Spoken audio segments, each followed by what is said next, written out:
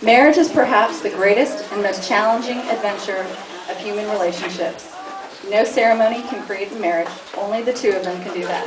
Through love and patience, through dedication and perseverance, through helping and supporting and believing in each other, through talking and listening, through compromise and lots of laughter, through learning to forgive, learning to appreciate their differences, and by learning to make the important things matter and to let go of the rest.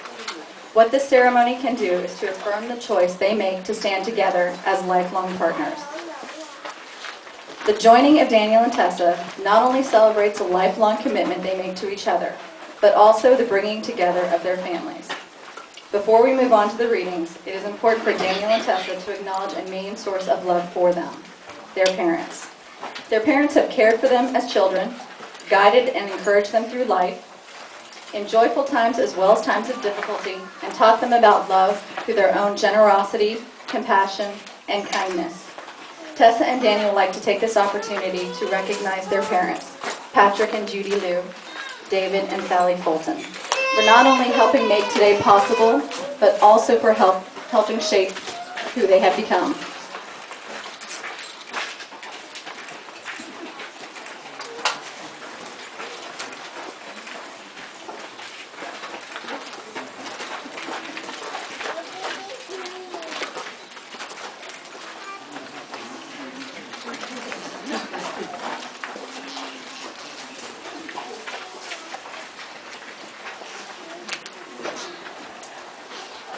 Daniel and Tessa's love of reading started long before they met each other.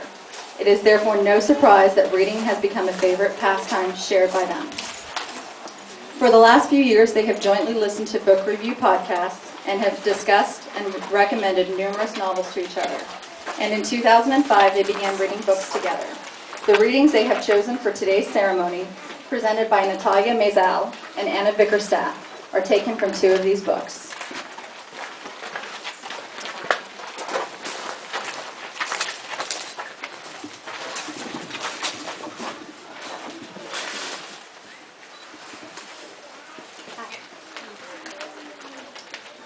Daniel and Tessa enjoy reading Haruki Murakami's books, magical, tender, and yet often unsettling. And this reading is taken from the novel Norwegian Wood, which they read together in 2006. In this excerpt, a couple, Midori and Toru, discuss the concept of devotion and selflessness, and the role these qualities play in characterizing love. The complexity and uniqueness present in much of Murakami's work shines through in this passage. "That's the hard part," said Midori. She watched the rising smoke for a while, thinking, "I guess I've been waiting so long, I'm looking for perfection. That makes it tough." Waiting for the perfect love? No, even I know better than that. I'm looking for selfishness. Perfect selfishness.